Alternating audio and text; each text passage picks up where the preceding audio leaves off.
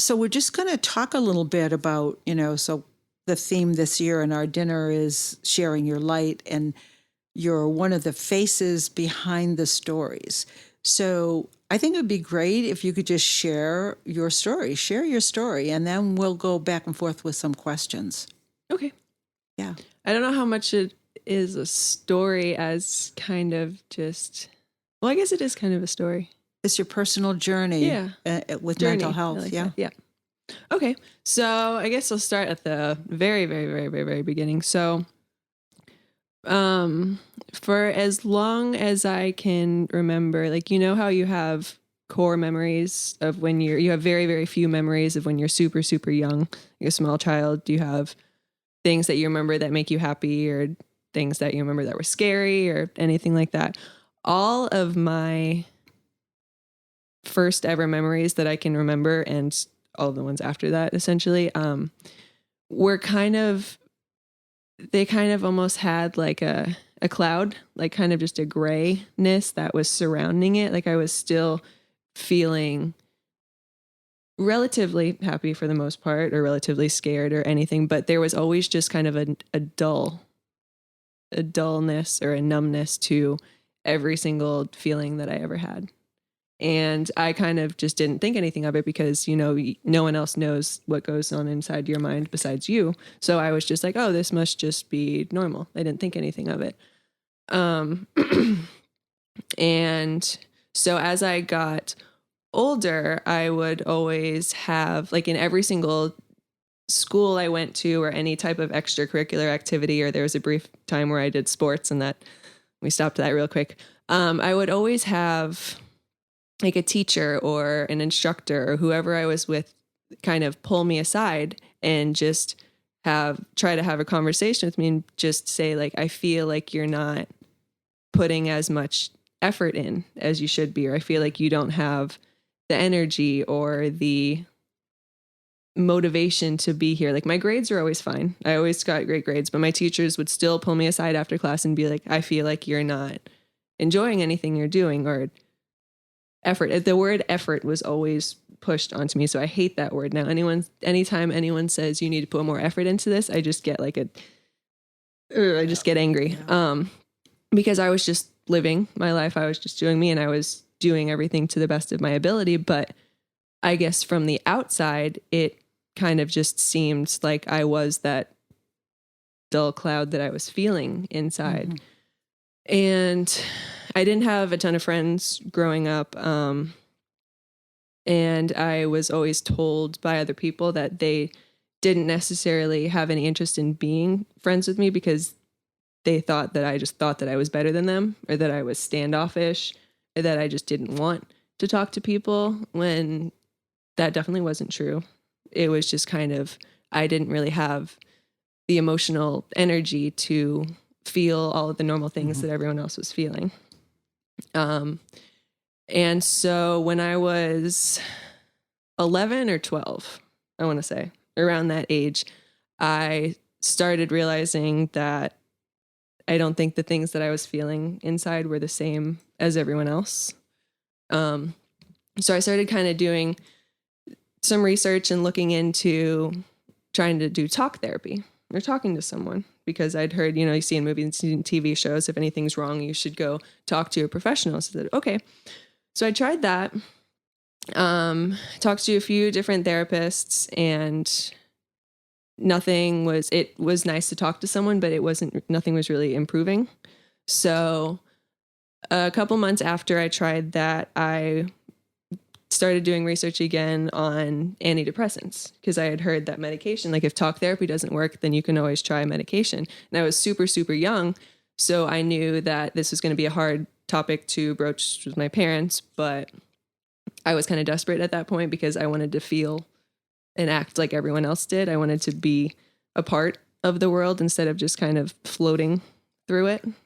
So I put this whole presentation together, and pretty much just talked to my parents, and I was like, I know that this is a big deal, and I know that I'm super young, but this is something that I really want to try, because nothing else is working, and I'm tired of feeling this way, or not feeling anything, just feeling that way. So they got me in to see someone, and I started on a low dose of medication, and it finally started to, I feel like I finally started to, after a few years, because it took a while to get the right medication and then the right dosage and everything. But after a few years, I finally felt like I was seeing the world in color and feeling more things. And I was more of a, I hate to use the word normal, but a normal, quote unquote, person with my emotions and effort, as everyone said. And so that was kind of, from then on out, obviously it was still a daily struggle, but everything became a little bit easier. You began to, I think it's pretty amazing that at 11 years old, you decided that you were going to do research for this. Yes. Because I don't know that it was so much wanting to feel normal as having an awareness that there was something different happening with you as opposed to what everybody else was seeing or what you were seeing other people experiencing. And so I also think it's interesting about the first memories you have of your childhood, that it was like being in a fog. So would be interesting in therapy to see, is this something that was there from the beginning, you know? But I'm proud of you for this little researcher that you are, right? My inner scientist. Yes. Yeah. Say that again. Yes, it was my inner scientist that convinced me to do the research and bring all of the facts and all of the knowledge to my parents, because I couldn't imagine how scary that must be. Their small child asking to be put on some pretty intense medication. No one really wants that for their kid unless they have to. Right. So that brings up another question for me, because it was your scientific mind. So you had that logical mind that said there's something going on here. Your mom said to me that you had come down the stairs and said, I think I need help. So a lot of people don't recognize when they need help. What would you say to a person who doesn't recognize they need help?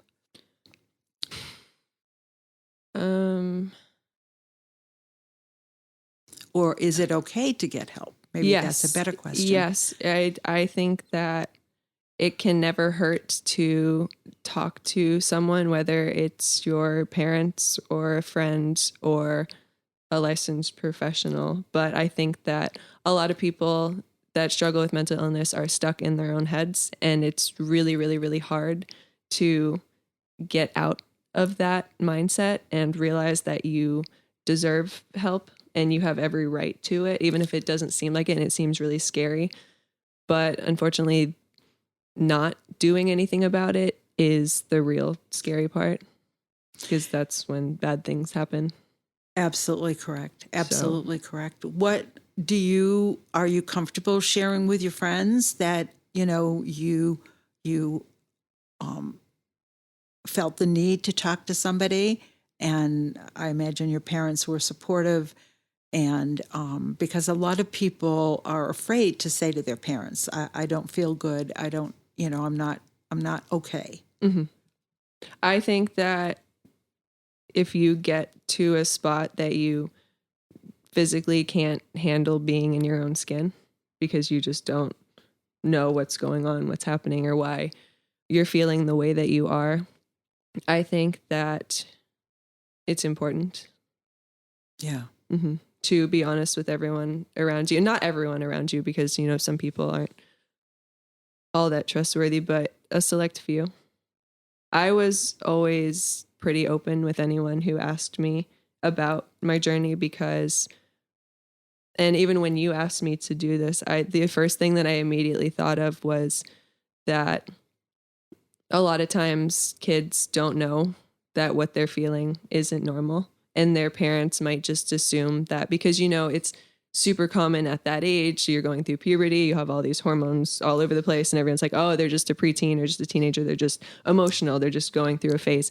Yes, most of the time it is just a phase, but a lot of times it's not.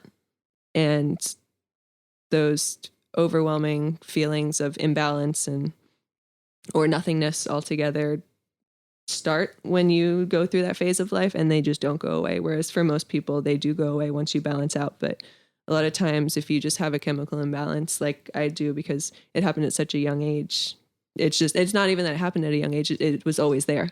So it's just, I was born with some sort of chemical imbalance in my mind. And that's nothing to be ashamed of.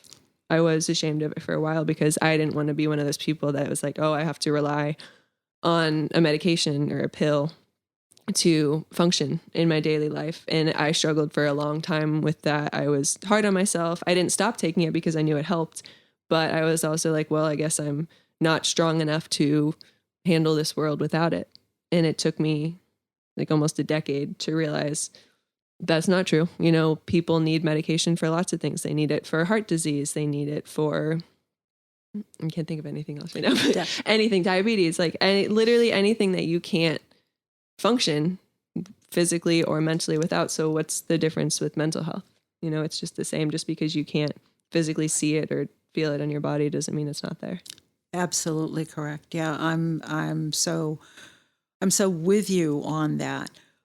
So if I were to say to you that one of the things that our organization is going to be doing in 2024, initiating in 2024, is a pilot program to help kids become resilient, to help kids communicate better, to help kids better understand their emotional or mental health wellness. Do you feel that that's something that's needed if you would have got the help when you were in middle school, if you would have had more awareness of this, your beingness could be better, I guess is a good way of saying it. I don't want to say it's normal, but in my opinion, I think it's really important for kids to be able to understand if they have anger, if they feel a sense of nothingness, that it's okay to talk about it, that it's okay to look at it. You're a scientist, you got it. Mm-hmm. Even if you didn't know what you got it. Mm-hmm. So if I said to you, we're going to put a program together and fund this program for the kids in the community, what would you feel about that? I think that is something that everyone needs, and that's quite possibly one of the most important programs that you could put, because you can't take care of anyone around you or yourself or be a productive member of society or even a functioning member of society if you don't take care of your mind first. Your mind kind of, it is in charge of everything, I guess. I don't really know how else to say it. It's mental health wellness. Yeah, if you're not mentally well, then you can't really do anything. Right.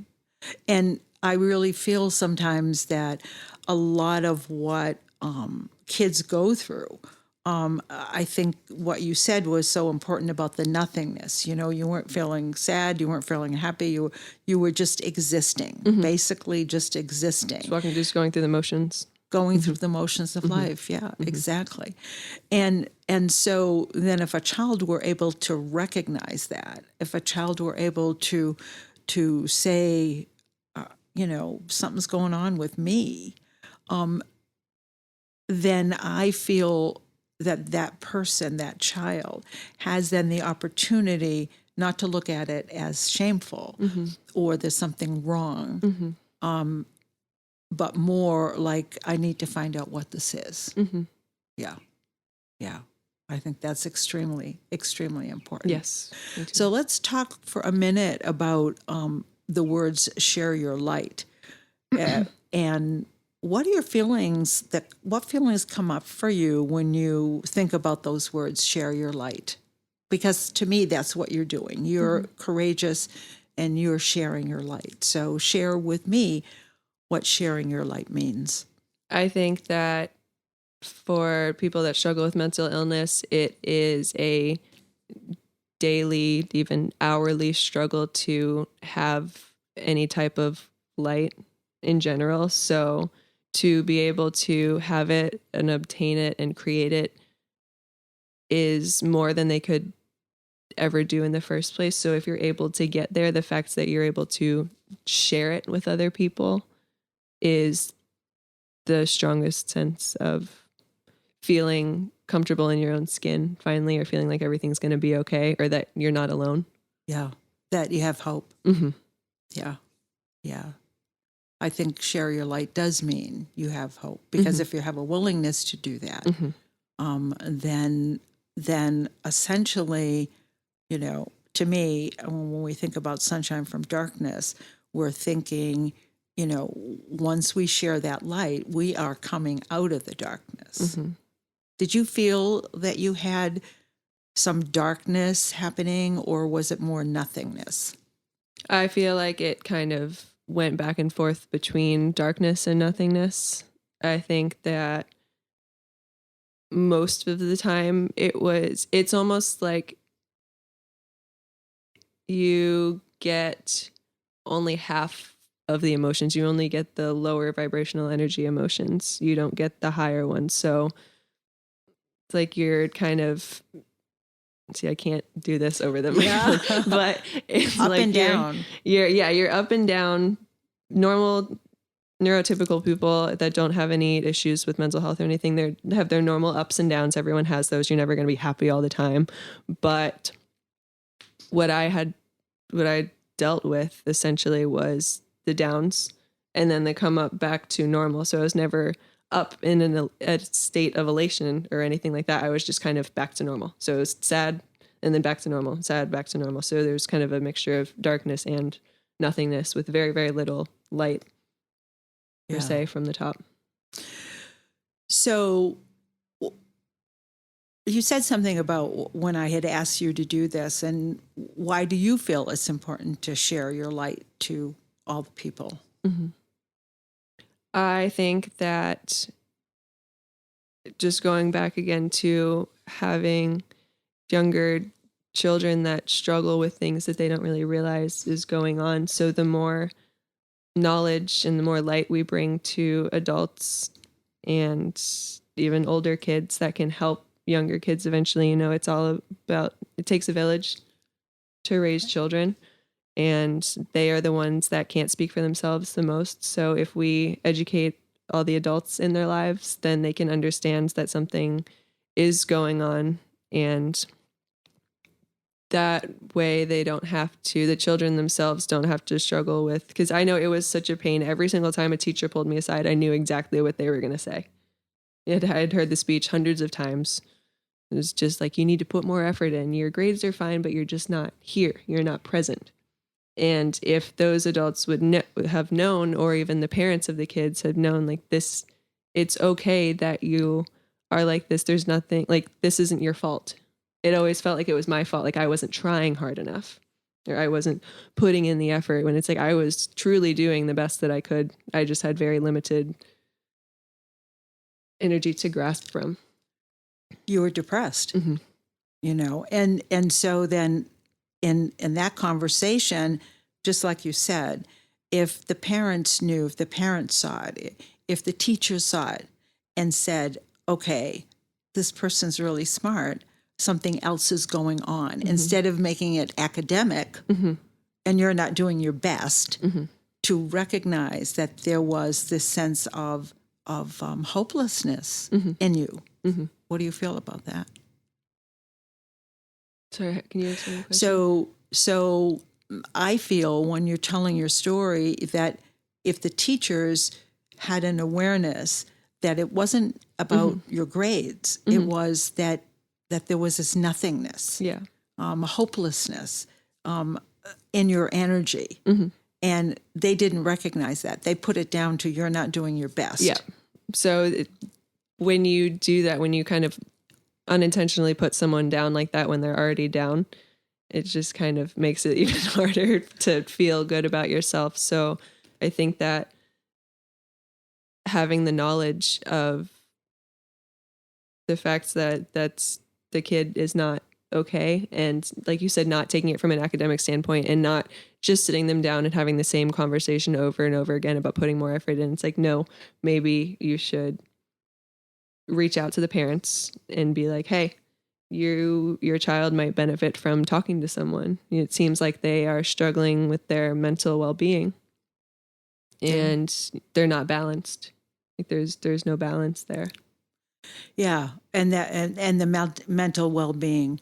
And I find lots of times that I mean, when I was growing up, every kid that had an anger issue was a juvenile delinquent. And you know, in today's world, it might be dyslexia, it might be ADD. There's so many reasons why a child might be acting out. It's not the teacher's job to do that, but it is the teacher's job to recognize, in my mind anyway, in my opinion, to be able to recognize when, hey, there's something going on here. This isn't just about her not putting the effort in. Yeah, it's like there's the expression, trying to put a Band-Aid on a bullet hole. Right. And yeah, I mean, it's like you can't just keep having the same conversation. You need to actually try to resolve it instead of just cover it up. Like get down to the actual issue. Try to figure out what the actual issue is. And as a teacher, or even as a friend, if you kept saying that to me, if I kept seeing that in you, why isn't she putting more effort? And I know I've mentioned it a whole year's worth of school. I would go, okay, there's something going on here. Right. Yeah. And so to me, that's why I think promoting mental health wellness, where people can get a feeling of taking care of their mind as well as taking care of their body. Yeah. Yeah. Yeah, you can't take care of your physical well-being or anyone else around you or your loved ones if you can't take care of your mind. It's kind of the base of everything. Absolutely.